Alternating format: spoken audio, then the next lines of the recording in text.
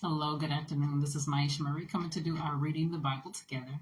And today we'll be reading Joshua chapter 16 and chapter 17 from the New Living Translation. I hope you all are doing quite well. And we are going to go ahead and get started. The allotment for the descendants of Joseph extended from the Jordan River near Jericho, east of the springs of Jericho, through the wilderness and into the hill country of Bethel. From Bethel, that is, Luz. It ran over to Ataroth in the territory of the Archites. Then it descended westward to the territory of the Japhletites,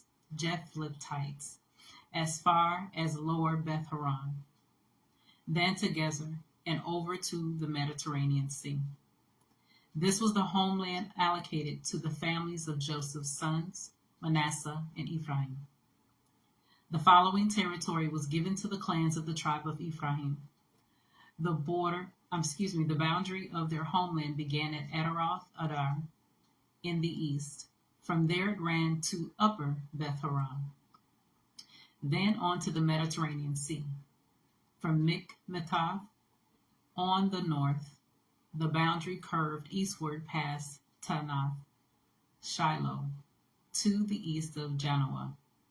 From Janoah, it turned southward to Ataroth and Naarah, touched Jericho, and ended at the Jordan River. From Tappuah, the boundary extended westward, following the Kanah ravine, to the Mediterranean Sea.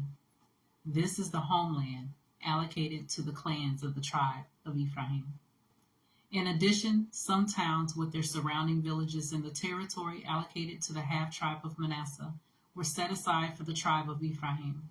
They did not drive the Canaanites out of Gezer, however, so the people of Gezer live as slaves among the people of Ephraim to this day.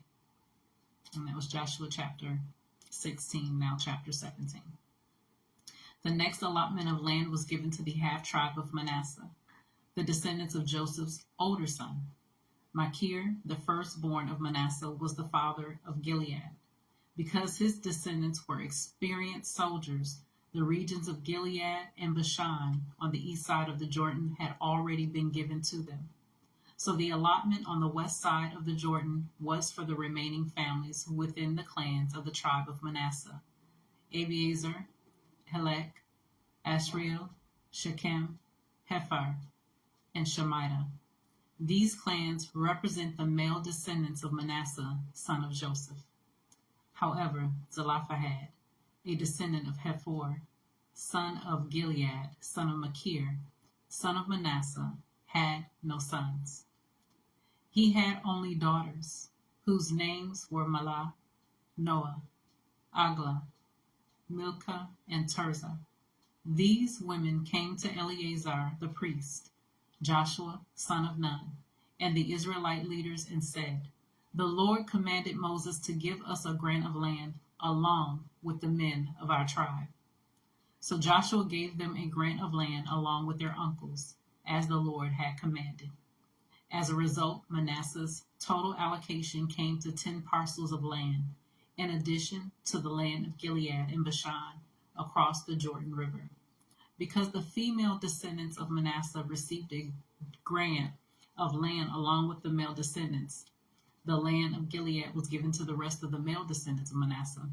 The boundary of the tribe of Manasseh extended from the border of Asher to Mikmethath near Shechem. Then the boundary went south from Mikmethath to the settlement near the spring of Tappuah. The land surrounding Tappuah belonged to Manasseh, but the town of Tappuah itself, on the border of Manasseh's territory, belonged to the tribe of Ephraim. From the spring of Tappuah, the boundary of Manasseh followed the Kanah ravine to the Mediterranean Sea. Several towns south of the ravine were inside Manasseh's territory, but they actually belonged to the tribe of Ephraim. In general, however, the land south of the ravine belonged to Ephraim, and the land north of the ravine belonged to Manasseh. Manasseh's boundary ran along the northern side of the ravine and ended at the Mediterranean Sea. North of Manasseh was the territory of Asher, and to the east was the territory of Issachar.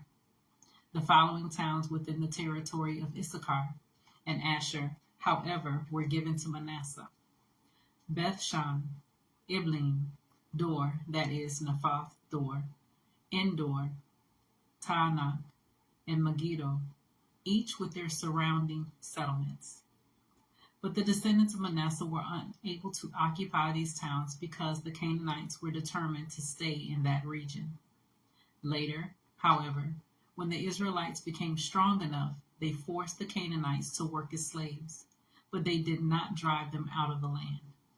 The descendants of Joseph came to Joshua and asked, "Why have you given us only one portion of land as our homeland when the Lord has blessed us with so many people?" Joshua replied, "If there are so many of you, and if the hill country of Ephraim is not large enough for you, clear out land for yourselves in the forest where the Perizzites and the Rephaites live." The descendants of Joseph responded, "It's true that the hill country is not large enough for us, but all the Canaanites in the lowlands have iron chariots, both those in Beth-shan and its surrounding settlements, and those in the valley of Jezreel. They are too strong for us." Then Joshua said to the tribes of Ephraim and Manasseh, the descendants of Joseph, "Since you are so large and strong, you will be given more than one portion. The forests of the hill country will be yours as well. Clear as much of the land as you wish, and take possession of its farthest corners, and you will drive out the Canaanites from the valleys too, even though they are strong and have iron chariots." So this was Joshua chapter 16 and chapter 17 from the New Living Translation. As always, continue to search the scriptures daily to see what is true. Allow Holy Spirit to illuminate the word into your heart, your mind, and soul, bringing knowledge, understanding, and wisdom, and most of all, revelation of who God is, his nature, his character, and how much he truly, truly loves you. Guys, take care. God bless, and until next time.